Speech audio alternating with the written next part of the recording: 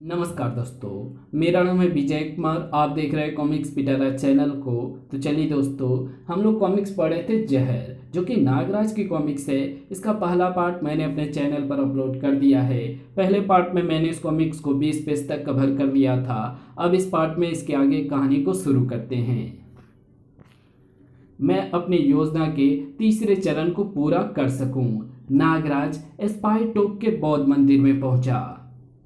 यहीं मिलेंगे मुझे आरांतो नामक वे भिक्षुक, जो मेरी समस्या का समाधान करेंगे जल्दी। तो तुम अपने सपनों के मंदिर के विषय में जानना चाहते हो नागराज?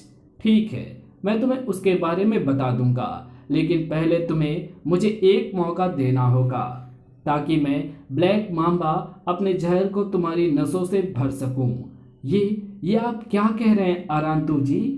बेवकूफ नागराज, मैं आरांतु नहीं, मांबा हूँ। मांबा अफ्रीका का सबसे जहरीला सांप। आरांतु को मैंने अपने जहर के बल पर कभी का दूसरी दुनिया में पहुंचा दिया है, और अब इस जहर से मरने की तेरी बारी है नागराज।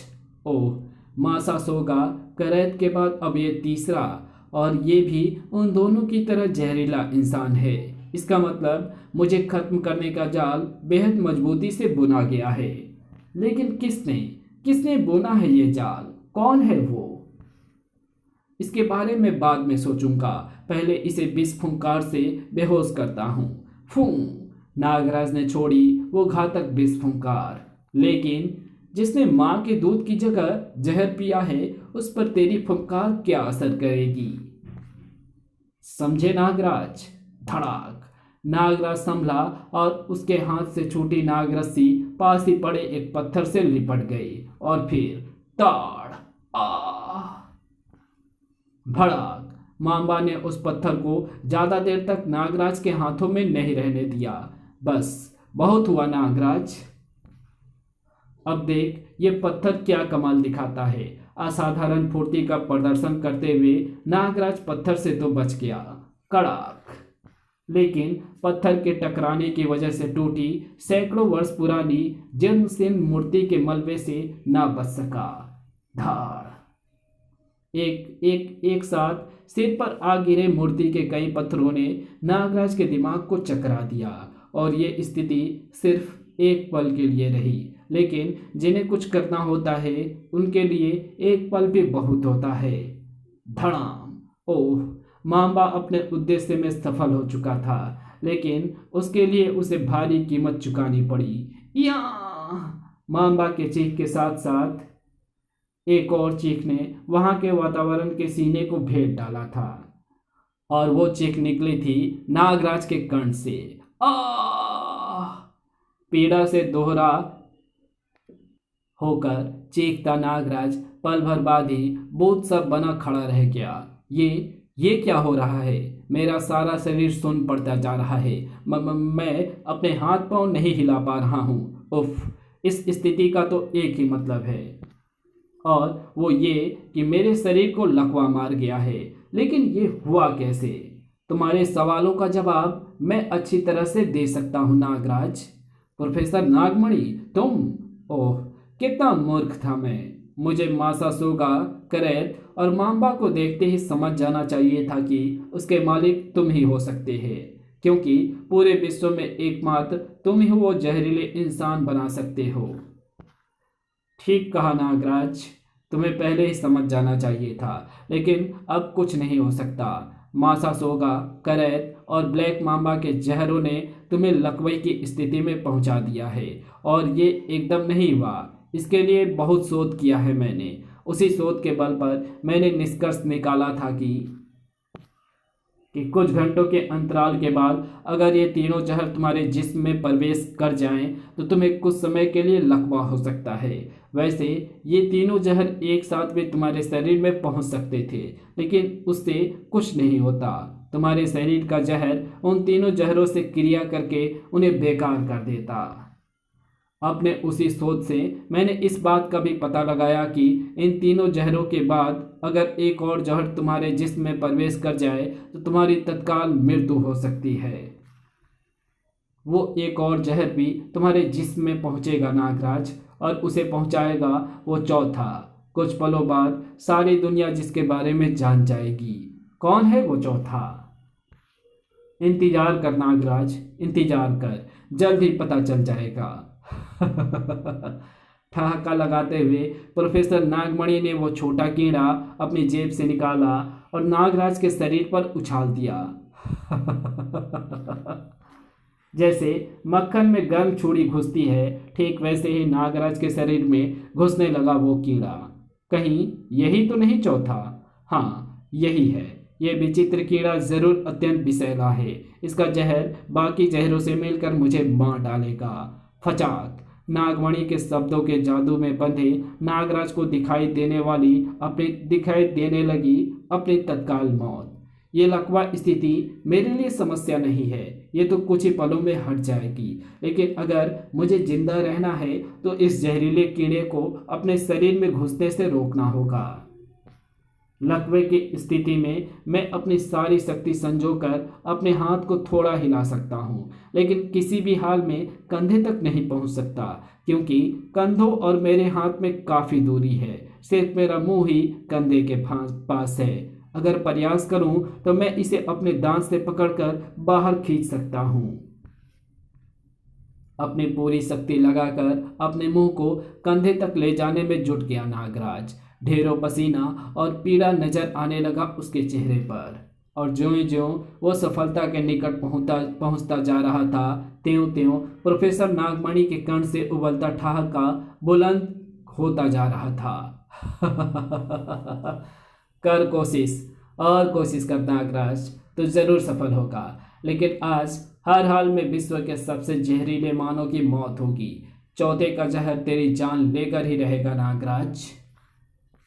नागराज अपने प्रयास में सफल हुआ तो ओह, मैं अपने मुंह को कंधे तक लाने में सफल तो हो गया हूँ, लेकिन अब वो कीड़ा तो पूरे का पूरा मेरे मांस में घुस गया है। अब तो उसे बाहर निकालने का एक ही उपाय है कि कंधे में जहाँ वो कीड़ा घुसा है, मैं वहाँ के मांस को अपने दांतों से खींचकर अलग कर दूँ। मेरे पास अपनी जान बचाने का अब यही एक हल है। नागराज का मुंह खुला, उसके दांत कंधे के मांस में गड़ने के लिए बढ़े कि तभी रुक जाओ नागराज, अपने विषैले दांतों को अपने मांस में मत गड़ाना, नहीं तो तुम अपने जहर से ही अपने आप को खत्म कर डालोगे। क्योंकि नागमणि का सोचा हुआ चौथा और कोई नहीं, तुम खुद हो। तुम्हारे शरीर में घुसने वाला तो साधारण कीड़ा है जो लकड़ियों में पाया जाता है, और फिर तुम्हारे शरीर के जहर का पान करके अब तक तो वो अंदर ही खत्म हो गया होगा। शायद ये सच कह रही है, क्योंकि मेरे दांतों में बसने वाला जहर मेरे शरीर के जहर से कहीं अधिक जहरीला है। जबरदस्त धमाका हुआ नागराज के मस्तिष्क में। मैं बहुत देर ये सोचने में लगी थी कि वो चौथा कौन है जिसका जहर तुम्हें मौत देगा, लेकिन लाख सोचने के बाद भी जब मुझे कोई चौथा नजर नहीं आया, तब मेरे दिमाग में कौंधी इसी के कहे शब्द की आज विश्व के सबसे जहरीले इंसान की मौत होगी। तूने ठीक सोचा, लेकिन तूने मेरा सारा खेल बिगाड़ दिया है। इसलिए नागराज से पहले अब मैं तेरी लाश देखना पसंद करूंगा, और मैं तुझे लाश में बदलूंगा जहर भुजी आलपीने छोड़ने वाली इस विशेष गन से। पिट पिट पिट। बेहद तेजी से नागमणि ने अपना वार किया था, लेकिन वो तेजी इस तेजी के सामने कुछ भी ना थी। तड़ाक। इंसानों को लाशों में बदलने वाली मौत मेरे पास फटकने से घबराती है प्रोफेसर नागमणि। कौन हो तुम? अपने बारे में अगर मैंने तुझे बता दिया तो तू ही नहीं, बहुत से गस खाकर गिर पड़ेंगे। ताड़ या। कई फुट ऊपर उछला नागमणि का शरीर उछले का उछला ही रह गया। भाड़ आऊं। नागराज ने किया था ये वार। धड़ाक। तेरी सोच से पहले ही लकवे की स्थिति से बाहर आ गया हूं मैं। फिर तो नागराज के प्रचंड प्रहारों ने कुछ ही पलों में प्रोफेसर नागमणि के हर कसबल को ढीला कर दिया। धम भड़ाम। प्रोफेसर नागमणि, अब तू जेल के किसी कोठरी की शोभा बढ़ाएगा। नहीं, तुम मुझे जेल तक नहीं ले जा सकते नागराज। ऐसी जिंदगी से तो मैं मौत को गले लगाना ज्यादा अच्छा समझूंगा। ओह नहीं। हजारों फुट गहरी खाई में गिरता चला गया प्रोफेसर नागमणि। ऐसे ही भयानक मौत के हकदार होते हैं मानवता को अपने कदमों के नीचे कुचलने के सपने देखने वाले। अपनी मददगार को धन्यवाद देने के लिए जो नागराज पीछे पलटा तो अरे, एकाएक वो कहाँ गायब हो गई। अभी अभी तो यहीं खड़ी थी। कमाल है, मुझे धन्यवाद का मौका दिए बगैर ही निकल गई। मेरे सपनों के मंदिर तक पहुंचने का ये रास्ता भी बंद हुआ। अब किसी और रास्ते की तलाश करनी होगी। अपनी मुश्किल का कोई दूसरा हल ढूंढने चल पड़ा नागराज। अगर एक पल के लिए नीचे झांक लेता तो उसे कोई दूसरा ही दृश्य नजर आता, जबकि नागपासा को अपनी मुश्किल का कोई दूसरा हल नजर ही नहीं आ रहा था। कहता था वो नागराज का जन्मदाता है, इसलिए उसे सिर्फ और सिर्फ वही मार सकता है। नागराज के चक्कर में खुद मर गया कमबख्त। प्रोफेसर नागमणि को जी भरकर कोसने के बाद झुंझलाहे नागपासा ने अपनी सारी झुंझलाहट लकविल पर उतार दी। अब देखें नागराज को मारने या उसके हाथों मरने किसका नंबर आता है। तेजी से घूमता लकविल और विपरीत दिशा में घूमती उसकी सुई काफी देर बाद जब रुके तो गूंज उठा विश्व मार्शल आर्ट के चीफ चूचू का ठहाका। मेरा मेरा नंबर आया है। अब नागराज को मारने के लिए तुमने जो किया और जो करने वाले थे वो सब भूल जाइए मिस्टर नागपासा। नागराज चूचू के हाथों हर हाल में मरेगा, क्योंकि चूचू के एक हल्के से इशारे पर मार्शल आर्ट के उन घातक लड़ाकों की पूरी फौज नागराज को मारने के लिए निकल पड़ेगी, जो अपने दुश्मनों को हाथ लगाते ही मार देने की अद्भुत क्षमता रखते हैं। और चूंकि नागराज इस समय लेह में मौजूद है, इसलिए ये तो और भी आसान है, क्योंकि चीन की सीमा में पड़ने वाली विश्व मार्शल आर्ट के मंदिर के नाम से प्रसिद्ध शाओलिन टेम्पल वहां से एकदम पास है। अपने सपनों के मंदिर की खोज में नागराज पूछताछ से पता चला है कि लेह से 50 किलोमीटर दूर मनाली वाले मार्ग पर एक मंदिर स्थित है। वो मेरे सपनों का मंदिर हो ना हो, लेकिन मुझे उसे चेक तो करना ही पड़ेगा। कुछ देर बाद यहाँ से पैदल का रास्ता है, क्योंकि बर्फ की इस सड़क पर जीप नहीं दौड़ सकती, और इस पैदल ऊपर चढ़ने की एक्सरसाइज ने मेरे बदन में इतनी गर्मी भर दी है कि अब मुझे इस गर्म कोट की जरूरत नहीं है। आगे बढ़ता नागराज अचानक ठिठका। ओह, मेरे पीछे से यह आवाज कैसी? धड़। किसी खतरे का आभास पाते ही नागराज ने छलांग लगाई। ओह, बचने में एक पल भी गवाया होता तो ये बर्फ का गोल लोंदा मेरे लिए घातक सिद्ध हो। लेकिन ये लोंदा आया कहाँ से? बर्फीले क्षेत्र में ऐसे लोंदे तो अक्सर तब गिरते हैं जब बर्फीले तूफान आए हुए हों। इसे मुझ पर जरूर किसी ने फेंका है उन्होंने, लेकिन वे मुझसे चाहते क्या हैं? कौन हो तुम? क्या चाहते हो तुम मुझसे? तेरी जान, जिस पर मास्टर चूचू का अधिकार है। धार। पल भर में घिर गया नागराज, तेरी कहानी खत्म हुई। अपनी अपनी कला में माहिर हम चारों तेरे शरीर को टुकड़ों में बांटने में ज्यादा समय नहीं लगाएंगे। अटैक। असाधारण फुर्ती का परिचय देते हुए बचा नागराज। बहुत दिनों से मैं भी मार्शल आर्ट को भूल ही गया था। आज दोबारा प्रैक्टिस करने का ये जो मौका मिला है, मैं उसे हाथ से नहीं जाने दूंगा। ताड़। नागराज के प्रतिद्वंदी दोनों निंजा अच्छे फाइटर जरूर थे, लेकिन वे नागराज कहाँ थे? भाड़। और नागराज तो बस नागराज ही था। उन दोनों निंजाओं को चित करके अभी नागराज संभला भी ना था कि रेजर से तू नहीं बच सकता नागराज। ओह, उछल और उछल नागराज, साएं साएं, और ऐसे उछलता रह। खसाक। हाँ, उछलता रहूंगा, लेकिन उछलने के साथ साथ वार भी करूं तो कैसा रहेगा? थाड़ खट तड़ ताड़। बोल। नहीं बोलता तो कई घंटों के लिए चुप हो जा। धम। नागराज के इस वार को खाकर जो गिरा रेजर, तो फिर उठ ना पाया। अब बारी तेरी, आ तू भी आ। तेरे शरीर के टुकड़े हथियार से नहीं, हाथों से करूंगा। हाँ। ओह, मंकी स्टाइल फाइटर। इससे बचाव के लिए तो ईगल स्टाइल अपनाना होगा, कड़ाक, और वार करने के लिए अपनाना होगा स्नेक स्टाइल, ताड़। स्नेक स्टाइल का अगला वार उस फाइटर पर बहुत भारी पड़ा, तड़ाक, आह, बुरी तरह से चीख उठा वो। नागराज द्वारा किया गया ये वार उस फाइटर के होश फाख्ता करने के लिए काफी था।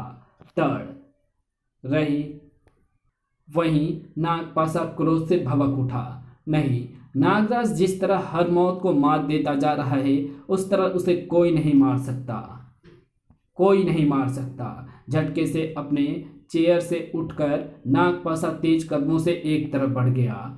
जो जो आगे बढ़ता चला गया नागपाशा, त्यों त्यों उसकी राह में खड़ी अड़चने उसका रास्ता छोड़ती चली गई।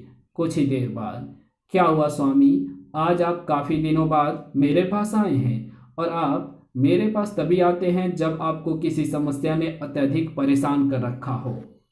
हाँ, यही बात है कालभुजंग, मेरे लिए सबसे बड़ा खतरा नागराज है। वो किसी के मारे नहीं मर रहा है, एक के बाद एक कई सभी सुपर विलेनों को मात देता जा रहा है। बता बता कालभुजंग, मैं क्या करूं? आप आज्ञा दें तो आपके उस शत्रु को समाप्त करने में। नहीं कालभुजंग, नहीं, मैं तुम्हें दुनिया के सामने नहीं लाना चाहता। मैंने अपने तांत्रिक यंत्र से पूरी दुनिया में यहाँ के नाग मंदिर के सपने प्रेषित किए ताकि मुझे जिस व्यक्ति की तलाश है वो उन सबको देखकर अपने पुरानी यादों को फिर से याद करे और यहाँ पर वापस आ जाए। मुझे खतरा सिर्फ नागराज की तरफ से था कि कहीं वो मेरी योजना में अड़ंगा ना डाले, क्योंकि इस दुनिया में सिर्फ एक ही मानव है जिसके पास अद्भुत शक्तियां हैं। इसलिए मैंने इन सुपर विलेनों की मदद से उसको पहले ही खत्म कर देने की योजना बनाई, पर अब तक कोई भी विलेन सफल नहीं हो पाया। अचानक कालभुजंग के शब्दों में हैरानी का पुट भरता चला गया। स्वामी, कहीं ऐसा तो नहीं कि नागराज ही वो शख्स है जिसकी आपको तलाश है? नहीं, एक बार के लिए मैं तुम्हारी बात मान भी लेता हूं। अगर नागराज की उम्र 75 साल की होती, मेरी तलाश की उम्र 75 साल होगी कालभुजंग। इसलिए नागराज वो नहीं हो सकता। नागराज तो मेरा सबसे बड़ा दुश्मन है जिसके जिंदा रहते मैं कभी भी अपने उद्देश्य में सफल नहीं हो सकता, और मुझे लगता है नागराज मरेगा नहीं। ऐसा मत सोचिए स्वामी, नागराज हर हाल में मरेगा। जाकर अपने मोहरों का खेल देखिए। अगर वे नागराज का कुछ नहीं बिगाड़ पाए तो तब मैं उसे मारने मैदान में आऊँगा। ठीक है, मैं जाता हूँ। उस रहस्यमय स्थान से हटकर मुख्य हॉल में पहुंचे नागपाशा ने औरों के साथ अपनी नज़र भी उस विचित्र ग्लोब पर गड़ा दी जिसमें दिखाई दे रहा था नागराज। इस कहानी को यहीं समाप्त करते हैं। इसके आगे कहानी पढ़ेंगे इसके पार्ट 3 में, तो मिलते हैं इसके तीसरे पार्ट में। तब तक के लिए बाय।